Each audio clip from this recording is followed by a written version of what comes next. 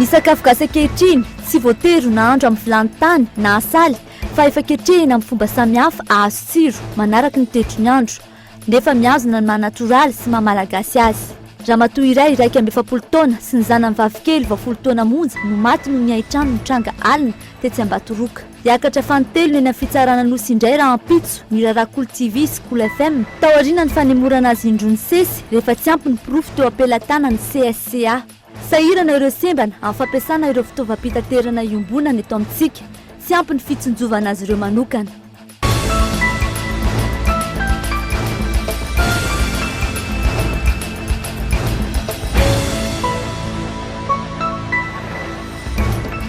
Tonga soto anatin'ny fampalalam-baovao tompoky lasy tompoky vavy ampanajana no hiara-bananao sy hanasananao anaraka izany hatramin'ny farany ampafantaranao ety ampiandohana fa manambahiny ny fampalalam-baovao amin'ny ity anio ity tsy izy izany fa Ramatoa Saondra Rabenarivo izay mpahay-lalàna nandalina manokana momba ny fahalalany ny asa fanaovan-gazety ary mpikambana eo anivon'ny sefafina ny sehatra fanaramaso ny fiarahamonim-pirenena. Fanadidina manokana avy hatrany anomboantsika ny fampalalam-baovao anio rehefa voalohan'ny volana Aogositra, malaza ny hoe miety, misy ny hevitra finosin'izany ary maro toy izany koa ny finoana entin'izany fomba izany. Araka ny fanazavan'ny mpampianatra mpandalina ny maha-malagasy anefa tsy fomba malagasy io fanapahana volo ny voalohan'ny volana Aogositra io. Amin'ny evatrora etsy amin'ny trano eva akaiky ny ranona nosy mandray ny mpiety volo faraparany amin'ity andro ity toky mpanety volo tety efa antonany maro. Velombolo izy ny tombony isan'ny olona nanantona azy rehefa voalohan'ny volana Aogositra toy izao. Mba nanatombo kely izy zany androany. Nanatombo eo amin'ny olona firy eo? Nanatombo eo amin'ny 10 eo fotsiny enina. Tena hoe be loatra zany. Tsy mifidy fa samy mety volo eo amin'ny avokoa na ny zaza na ny lehibe hatramin'ny vehivavy azy araka ny fanazavany. Izy ireo izay tsy voatery ino ny mampitombona ny vokatsoa amin'ny fihetezana amin'izao vaninandro izao. Rehefa farany volana fotsiny dia mety. Fantatra izay ny efa fetran'ilay volo tokony hipetraka eo. Ho an'ny sasany tsy natao foana fa fomba tena ajaina ny hoe fihetezana ny androandroany. Mitovy avokoa ny zavatra fantatry ny olona mikasika io daty malaza amin'ny fanapahana volo io. Akvako ny lohavolo dia lava koa izy manarak'izay zay. Dia maniry ny volo isaka première volana ao dia maniry ny volo sady manatsara ny volo kokoa. Le premier août zany rehefa manapaka volo dia afaka tsy vakivaky izy avy eo. Ho an'ny mpandalina ny maha-malagasy ny ala volon-jaza dia isan'ny zava-dehibe eo amin'ny fomba malagasy satria lalana hidiran'ny zaza iray voateraka ho eo amin'ny fiarahamonina. Maro ny fombafomba atao amin'izany na dia tsy betsaka intsony aza ny mahalala sy manao izany ankehitriny.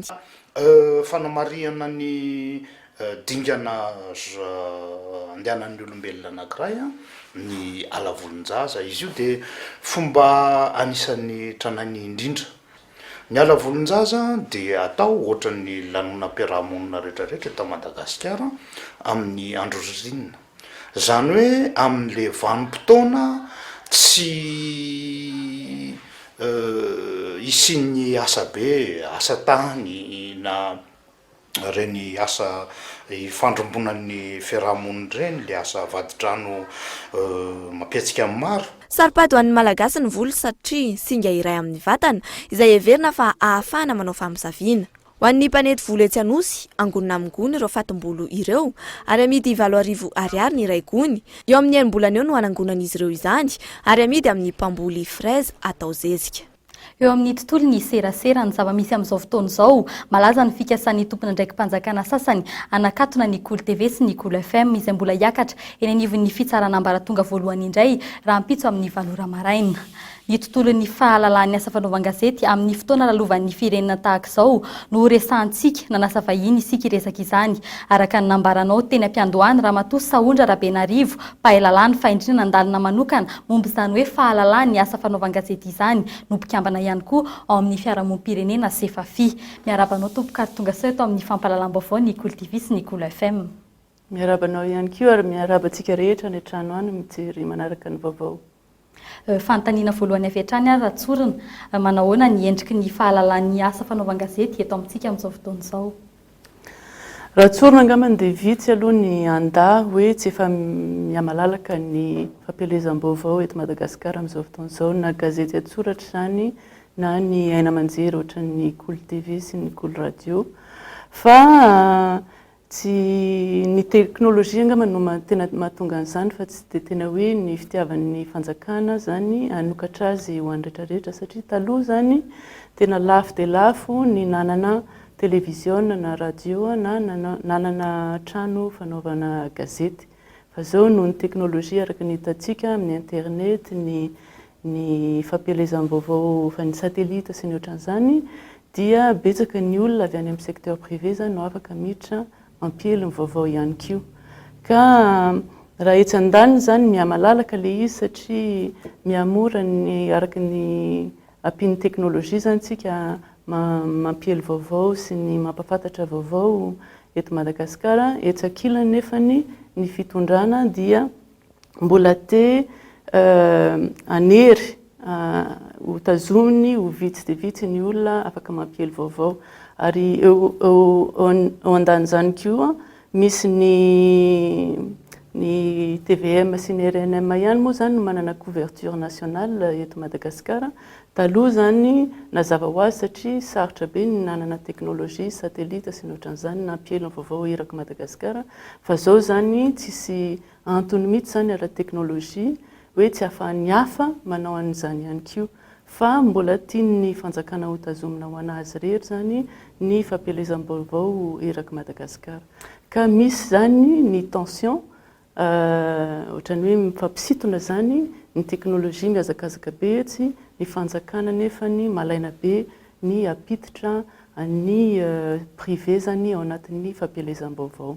Raha resaka momba ny information kosa indray ary tsika inona mety ho tombony ho an'ireo olona amin'ny fahamaroany ny hainao manjery, fahalalahany ny asa fanaovan-gazety fahamaroany ny hainao manjery ahafahana mivelatra eo amin'ny sehatrin'izay serasera izay. Ka zay hoe liberté d'information zay, liberté d'expression, liberté de la presse, izy rehetrarehetra zany raha tany saina dia zon'olombelo ireo droit de l'homme ao anatin'ny lalam-panorenana ao anatin'ny déclaration universelle des droits de l'homme tsy misy zany tany eto tany izay manda an'ireo olom-pirenena ao aminy zany ananjo zany afantatra vaovao sy information arak'izay lazainao zay ary ny antony mahatonga an'izany dia satria amin'ny démocratie rehefa république démocratique ohatran'ny Madagasikara ianao ka amin'ny alalan'ny fifidianana no hifidiananao ny mpitondra sy ny filoha dia tsy maintsy ianao manana information, tsy maintsy ianao manana vaovao ahafahanao mandray an'izay andraikitra hoe andeha hifidy zay ary hifidy an'ilay olona zay tianao hovidiana ka izy io zany zo zay arovan'ny lalam-panorenana ny lalàna faratampon'ny Madagasikara ary ihany koa any amin'ny lalàna eran-tany ary tiako marihana ihany koa fa misy disposition particulière ihany koa ao anatin'ny code électoral momba ny fampielezam-baovao ary ny zoan'ny tsirairay avy zany ahafantatra ny vaovao isan-karazany avy amina source isan-karazany fa tsy hoe source anankiray ihany. Mifanandrify amin'ny zava-misy ankehitriny ary ve manoloana zany ny fidiran'ny fanjakana amin'ny hoe fanidina hainao manjery dia ahoana kosa ary ny mety ho fifandraisan'ny izany amin'ny sarin'ny Madagasikara manoloana an'izao tontolo izao. Ny fanidina hainao manjery aloha dia azo lazaina hoe antidémocratique tsy mifanaraka amin'ny lalàna izay misy eto Madagasikara ary tsy mifanaraka amin'ny principe démocratique ahafahan'ny tsirairay zany milaza ny heviny zay ny liberté d'expression ary mahafantatra ny fampielezam-baovao ny information isan-karazany ary tiako marihana fa ao anatin'ny tondro zotra koa dia nisy ao anatin'ny 15 misy filazana manokana mihitsy zany momba ny liberté d'expression, liberté de la presse ary milaza ny mpitondra ny gouvernement ny administration fa hanao izy zany zay isian'izay liberté d'expression sy liberté de la presse zay mandritra ny tetezamita ary alohan'ny hidirantsika amin'ny république vaovao ka ny fanidinany haina manjery zany dia mandeha au sens à l'inverse zany an'izay principe zay. Faharoa manaraka zany na dia mbola tsy fantatra raha ny datin'ny fifidianana dia ao anatin'ny code électoral sy ireo lalàna rehetra zay no votena ho an'ny fifidianana dia misoratra tena mazava tsara hoe tokony hitovy ny accès amin'ny information ho an'ny vahoaka ary ho an'ireo candidat ary idina zany ny haina manjery dia lasa limité zany ny ahafahany mampily ny heviny ahafahan'ny olona mividy azy. Isaoranao naiky ny vahiny teto amin'ny fampahalalam-baovao Cool TV sy ny Cool FM. Irarina no mbola hitohizan'ny fiaraha-miasa. Misaotra anareo. Fa mampalahelo kosa indray no anohizantsika ny fampahalalam-baovao ramatoa iray 27 taona sy ny zanany vavikely 20 taona monja no maty noho izy ireo tsy afaka nivoaka ny trano nandritra ny aitrano ny Trangahalina teny Ambatoroka noho ny fisian'ny grille de protection sy ny fahalaviran'ny famatsiana rano ho an'ireo mpamonjy voina no nampanano sarotra ny asan'ireo mpamonjy voina. Tamin'ny 2:07 minitra alina no nirehatra ity trano teny Ambatoroka ity. Taitra avy trano manodidina ka niezaky namon'ny afo sy namonjy ireo olona 7 tao anatin'ilay trano ary ny antso ny mpamonjy voina. Noho ny firedaredan'ny afo anefa dia tsy afa-nanoatra firy ny fokon'olona ka olona 7 ihany no tafavoakan'izy ireo dia ireo tao ambony rihana no sisa tafela. Le grille de protection sarotra taminay no nalana azy satria nambany nambony zany niezaka niditra tao anatiny fa le tohatra ny rehetra dia tsy afaka niditra tany anatany zany zay. 20 minitra taorian'izay no tonga teny an-toerana ny mpamonjy voina avy ao tsara lalàna. Sarotra ny namon'ny afo tamin'ny 3 ora maraina vao hita ny nofo mangatsiaka an'izy mianaka ary tamin'ny 5 ora vao hita ny tongotr'ilay ramatoa. Tena nanamity sarotra zany dia ilay afo efa nahery be teo am-piandohana sy ny tsy fisian'ny bouche d'incendie teo toerana satria teny ambany dia no niazakazaka nanao an'ilay famenona rano dia teo ihany koa moa zany ny lay grille de protection izay voalaza teo. Marihana aloha fa reny grille de protection reny dia voararan'ny lalàna mifehin'ny permis de construire. Manentana hatrany ireo mpamonjy voina amin'ny laharan-tarobia 27 iantsona azy ireo faran'izay aingana rehefa misy zava-doza tahaka izao. Nanaporofo ity tranga iray ity fa tsy manaraka ny fenitra amin'ny fiarovana ny ain'olombelona ny fametrahana ireny grille de protection vita amin'ny vy ireny ary tokony ho tafiditra ao anatin'ny kajikajy rehetra ny fivoahana raha misy loza amin'ny fotoana anaovana ny trano na anavaozana azy ireny. Raha sasamoa tonga teny an-toerana ireo polisy nanao fanadihadiana ny mahakasika ny aitrano iny. Hivadika eo amin'ny lafim-baovao fampianarana kosa indray isika amin'ny faran'ny herinandro avy io no hivaly ny fanadinana BEPC izay ny farana androany. Ny famoronan-dahatsoratra tamin'ny taranja anglais natao io maraina io no somary nanano sarotra ho an'ny ankamaroan'ireo mpianatra sokajy ihany hatrika izany. Ankehitriny efa teraka ihany koa ny voambolana hoe manala azy vita peps. Tapitra androany ny fanadinana BEPC ho an'ireo mpianatra maherin'ny 3 hoe tsy manerana ny nosy sy ny hatrika izany. Na nety na tsy nety, na nahafapo na tsy dia nahafapo loatra, efa vita ny fanadinana ary tsy te heritreritra loatra izany intsony ny ankamaroan'ny ankizy nivoaka ny toeram-panadinana. Na dia nidina aza ny sahala taona ny mpanala BEPC tamin'ity taona ity, miova kosa ny fomba hiverin'izy ireo fa ankalazana ny fahavitana ny taom-pianarana. Andeha nalaza ihany zay dia mitora-pitso tonga ny amin'ny sakotra any. Mandeha manalazy reva mitsotsotsy rehetra any. Aman'izay zao rehefa avy eo nalazy any amin'ny anasy zay no manafety kely eo am-pianarana jusqu'à lundi zay manalazy any karaoke. Ireto mpianatra ireto indray dia efa nisy ny fandaharana manokana nataon'ny sekoly mba tsy hironan'izy ireo amin'ny zavatra hafa, karazana fiarahana farany mialoha amin'ny fialan-tsasatra lehibe izany. Mody aloha zavatsy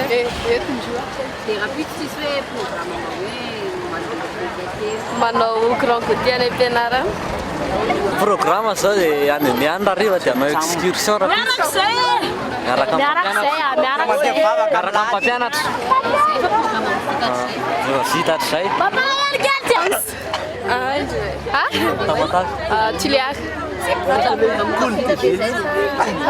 Mbola kasaina. Mbola tsy fantatra. Mbola tsisy. Tamin'ny ankapobeny na dia nitombo aza nisan'ireo tsy tonga nanala fanadinana izay nanoratra anarana ny lamina amin'ny fisotronyizany ho an'ny teto an-drenivohitra. Mbola tantara mitoy kosa ny momba an'ireo vakasion sy ny fitakian'ny mpampianatra hitsara izany. Ny valim-panadinana izay kendrena hivoaka ny 12 aogositra ho avy izao raha ela indrindra. Lafim-baovao hafa kosa indray mbola fantatry ny olona fe ankehitriny ny nandro malagasy sy ireo tsiro miavaka azo trandrahana amin'izany. Mivoatra manaraka ny filan'ny mponina toy ny eto an-drenivohitra izany. Nanomboka androany ary tsy hifarina raha tsy amin'ny 4 aogositra izao ny tsenaben'ny sakafo sy ny lakosia etsy amin'ny lapan'ny fanatanjahantena sy ny kolontsaina Mahamasina. Fanadihadiana manokana momba ny endrika isehoan'ny sakafo amin'ny fomba malagasy. Fanadihadiana Nalsosombiniana. Ny sakafo gasy ankehitriny tsy voatery ho nahandro amin'ny vilany-tany na saly amin'ny salazana fa efa ketrehina amin'ny fomba samihafa azo tsiro manaraka ny toetrandro nefa mihazona ny maha-natoraly sy maha-malagasy azy. Na eo amin'ny vidiny na eo amin'ny kalitaony dia mbola ahazoana tombo ny sakafo malagasy raha mitaha amin'ireo karazan-tsakafo hafa miparitaka eny an-tsena na karakaraina ho an'ny ankohonana na atao natokana amidy. Ny fomba fandrahoana sakafo tena ara-malagasy moramora kokoa noho ny avy any ivelany. Ary amin'izao fiainana sarotra izao indrindra dia tena azo amboarina araka ny maha-izy azy mihitsy ny sakafo malagasy satria manana ny ampy isika eto Madagasikara ary tena tsara no matsiro. Ohatra zao reto zao misy karazana sakafo eto, misy zao akondro ny endasina dia io zao natura tsy misy ninona miaraka aminy nefa ny gony avy eo mamy tsara mihitsy. Dia ity zao boulettina poisson tena tsisy fangarony koa, natura tena tsara mihitsy. Dia ohatran'izay zao reto confiture na mokonazy, dia misy ny ravitoto miaraka amin'ny coco zay spécialité avy any Menabe dia tena tsara koa ny tsirony ary moramora ny dépense. Tsy indrehetra itsony amin'izao fotoana izao no mahay nahandro malagasy amin'ny endriny nentim-paharazana. Ireo toeram-pivarotan-tsakafo mivarotra ny henan-kisoa sy ravitoto na ny henomby ritra no heveriny maro fa hoe sakafo gasy. Sakafo nampanarahana ny filan'ny maika lava sy natao hifanandrify amin'ny fahafaha amin'ny vidiny saramba be vahoaka nefa izy ireny. Hafa mihitsy ny atao hoe nahandro gasy. Farany tena izy sakafo gasy dia misy an'ireny filazarana azy taloha ireny hoe ladobo, varanga ohatran'izany. Amin'izao zany efa le olona mitaky vitsivitsy zany le tena mahalala ny sakafo gasy no mitaky an'izay. Fa le olona ty aoriana mitady le zavatra le matsirotsiro misy episipitsy ohatran'izay. Ny fitazomana ny sakafo nentim-paharazana dia tsy midika ho faniliana ny tsiro vahiny. Azo atao tsara ny mampivady ireo tsiro samihafa sy ny fitrandrana ny fomba entina mivoarana ny sakafo malagasy.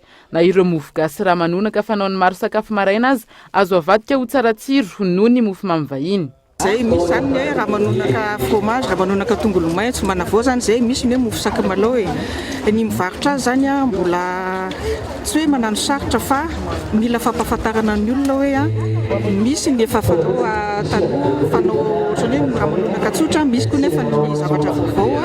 Raha ohatra hoe atao ohatran'izao indray ve zany hoe tazomina ihany ny nentim-paharazana ny fafanoantsika malagasy fa asiana zany le hoe zavatra vaovao ny fanavozana hatrany satria na ny maso mijery avy eo zany na ny tsirony zany rehefa mihinana le izy mba atao mba miova kely koa zany amin'ny fihinana isan'andro. Manana ny ampy isika raha ny sakafo no resahana. Olana amin'ny fampivoarana azy ireny ny fifaninanana eny amin'ny tsena. Rehefa mitombo ny fangaro hanatsarana ny tsirony, mitombo ny maskarena, vokany, miakatra ny vidiny, tsy maharaka ny eo am-pelatana mividy.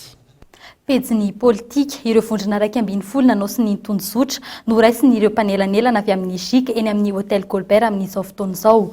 Fantatra fa isy ny fekevitra hivoaka amin'ny hariva ity aorian'izany fivoriana izany izay mbola ao anatiny amin'izao fotoana anarahanao ny fampahalalam-baovao izao hatramin'ny marainy ny CSC ihany no raisin'izy ireo fanadihadiana. Totoafo androany ny fiaonan'ireo mpanelanelana avy amin'ny Ejika sy ny SADC ary ireo mpanao politika malagasy. Ny filohan'ny komity mpanaramaso ny fampiarana ny tondrozotra, ny pasteur Perira Solondraibe no niraisin'izy ireo androany atoandro teny amin'ny Colbert. Tonga teny ihany koa ireo kandidata ho filoham-pirenena maro saingy tsy nisy niraisin'ny mpanelanelana vahiny izay nahitana ny Joaquim Chissano sy Leonardo Simao izay tonga omaly ary ny komisera ny fandriam-pahalema ny vondrona afrikanina Ramtane Lamamra izay tonga androany. Ny haino ny teny fotsiny ireo kandidata ho filoham-pirenena samihafa androany. Iosy ve izy satria aminay dia raha ohatra izy moa maniky nefa hoe vita moa ny fanovana ny Suède dia aneky izy dia maneky zahay satria miankina aminy zany izy tsy maneky izy dia zay kosa dia tsy akasitraka ny fifidianana tsisy tsy akatoavin'ny communauté internationale. Ny hevitrinay zany dia zay. Ny fahatongavan'ny communauté internationale moa araka fandarintsika dia namin'ny feptaona izy hatramin'ny araka amin'ny 30 volana Jolay. Iny moa anazy ny avitro ny firenena mitaky fifidianana foana, ninona zany vokatry ny fandalovan'ireo olona ireo ny avitro ny firenena mijoro amin'ny heviny mila fifidianana voaka malagasy averana ny voaka amin'ny fahefana mba ahafahana miverina amin'ny ara-dalàna. Fantatra fa niaraka ny azo any avoloha ny aona tamin'ny filohan'ny tetezamita izy telo ireo io folakandro io ary afaka 3 ora sy 20 minitra izy ireo vao tafaverina tetsy amin'ny Colbert. Banga ny toeran'ny pomban'ny filoha teo aloha Marc Ravalomanana nandritry ny famaranana tamin'ny fomba ofisialy ny fivoriana tsy ara-potoan'ny parlemanta androany. Mbola nasehon'izy ireo indray androany ny tsy fiombona ny manana ny fandaniana ny lalàna momba ny CES izay antony ity fivoriana ity. Andrasana ankehitriny ny fotoana irafetany io androm-panjakana io. Ny fanendren'ny solitena avy amin'ny nanao sy ny tonjozotra ireo mpikambana avy ao aminy no isan'ny zava-dehibe amin'izany. Raha tsy hivina dia isa 7 izany manomboka eto ny mpikambana eo amin'ny CES araka ny lalana lany teny amin'ny androm-panjakana ny tetezamita. Araka ny taremarika 100 vehivavy manana fahasembanana ihany nandia fianarana ary ny akamaroan'izy ireny dia hiara-ny herisetra ara-nofo sy ny fanilikilia ny fiarahamonina. Ho fanetsehana azy ireo sy ho famerenana ny zony, vehivavy manana fahasembanana misa 700 no azo tombony amin'ny fanarahana fiara-miasa izay nosoniavina teo amin'ny CBM sy ny tambazotra nasionaly ny vehivavy manana fahasembanana.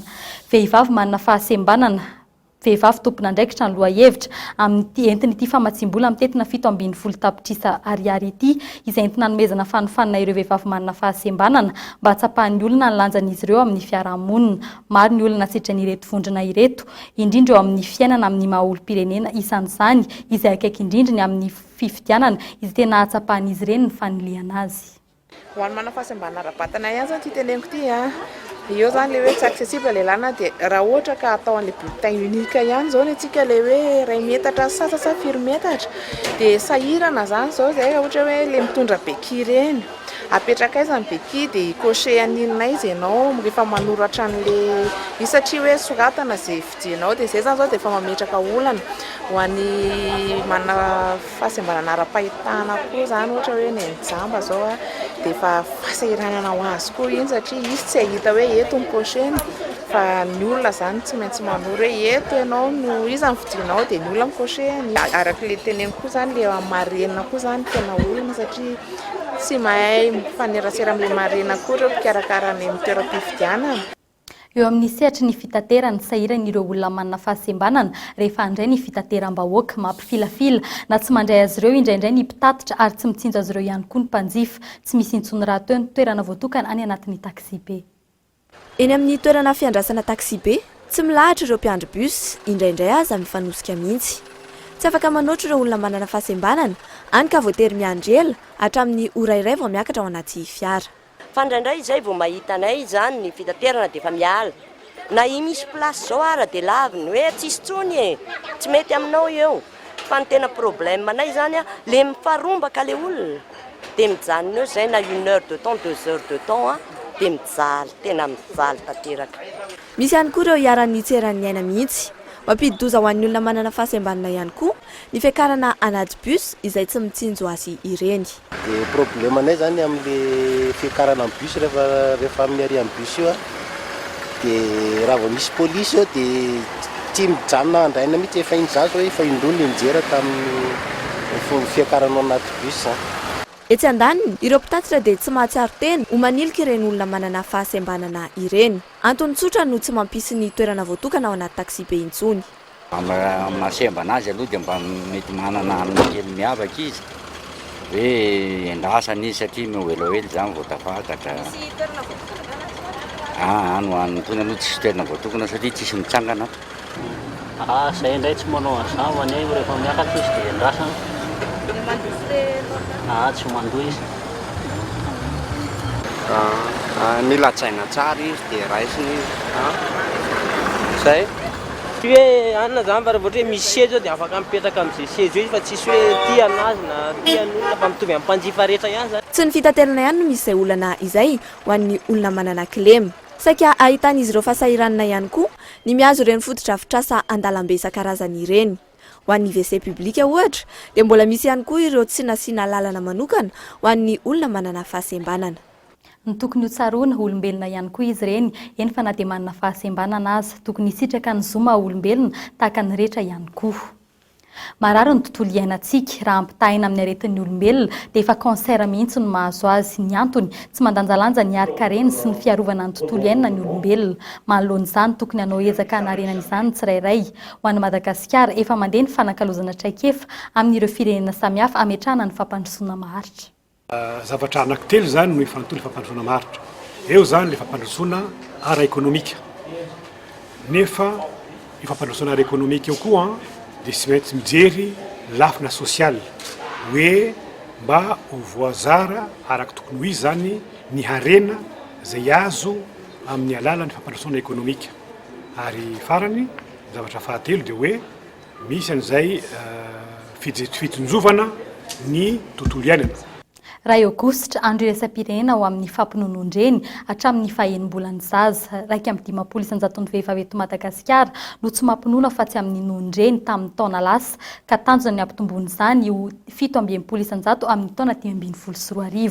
Maro anefa tsy maintsy misafidy ny manome solon-dronono ho an'ny zanany afaka 3 volana. Misy koa ireo tsy mahalala ny mazava-dehibe ny non-dreny. Fanadihadiana. Voalaza fa voarakitra anatin'ny rononon-dreny avokoa ireo zava-tsy ho ilain'ny zaza hatramin'ny fahenim-bolany. Raha ny tokony ho izy dia tsy misy sakafo hafa azo omena azy mandritra izay enim-bolana izay noho ny tsy fananana na ny tsy azo anoarana fa eo koa ny asa aman'andraikitra dia manjary lasa misafidy ny hanome solon-dronono ireo reny. Ny mixte ny ataoko izany no tena mariny satria za miasa dia tsy maintsy atao biby concours zany izy rehefa miasa dia faharoa manaraka an'izay tsy dia misy nono zany. Zany hoe le lohan'olo zany problème dia tsy voasintona an'ilay zazakely dia ataoko tsirole foana rehefa manome an'ilay zazakely. Ny eny ambanivohitra no tena tojin'ny solon-dronono hafa noho ny vovon-dronono ary efa mateti-pitranga izany. Inona ny ataonareo solo sakafo le zaza? Rambary. Dia inona koa? Ronono. Vovon-dronono? Ronono ohatrany ahoana? Ronono. Raha fianenim-bolana dia tapohana rano kely menany zazakely ny ronono. Zay le izy. Be dia be ve le mihinana an'ilay ranom-bary rehefa le any ambanivohitra zay? Be dia be. Raha vao mihoatra ny 3 volana na tsy ampy ny nono dia efa maka ranom-bary. Misy fiantraikany amin'ny fahasalamany zaza ka hatramin'ny fitombony anefa ny fanomezana azy sakafo hafa ankoatra ny rononon-dreny sy ny vovon-dronono. Tena ny aretina mateti-pitranga zany amin'ilay resaka hoe raha tsy nono tamin'ireny le zaza aloha zany dia lasa ohatran'ny mivalana. Dia fivalana zany tsy satria hoe nisy loto tafiditra tanatin'le préparation an'le ronono zany. Fivalana zany tena betsaka. Eo ihany koa nefa ny karazany aretina hoe infection isan-karazany na infection tratra zany na atao hoe infection amin'ny antsoina hoe méninge ohatra zany satria le fiarovana natoraly any amin'le ronono le reny zany tsy azon'le zaza tsy minono tamin'ireny. Tsy andanimbola ny rononon-dreny ary ezahana hatrany ny ampirisian'ireo reny amin'izany. Amin'izao fotoana izao anefa atao lasa fahazarana sy tranga tsy azo ialana ny manome solon-dronono ho an'ny zaza latsaky ny enim-bolana. Tsy vahaolana anefa izany. Amaranantsika ny fampahalalam-baovao ny lafin'ny fampianarana. Namoaka ireo lisitry ny mpianatra tokony ampidiana avy any Chine ny commission interministérielle misana ny vansim-pianarana omaly. Araka ny fantatry ny ampahafolin'ireo mpianatra ny Chine ireo ny voakasika izay fampidiana izay satria dia 4,900 izy ireo mpianatra na meritona na mianatra amina sampana misy eto amintsika avokoa ireto tsy maintsy ampidiana ireto. 720 ihany araka izany no hanony fianarany any Chine araka ny fanambarana ataon'ny sekretera jeneraly ministry ny fampianarana ambony Horace Cassien. Homaimaim-poana kosa ny fisoratana anarana ho an'ireo mpianatra ampidiana ireo any amin'ny université eto Madagasikara. Dia iny ihany koa no entina mamarana iny fampahalalam-baovao iny isaora ianao naraka izany hatramin'ny farany. Mbola misy hatrany ny Laratarpi 034 07 888 02 ahafahanao mifandray aminay. Veloma tompoko.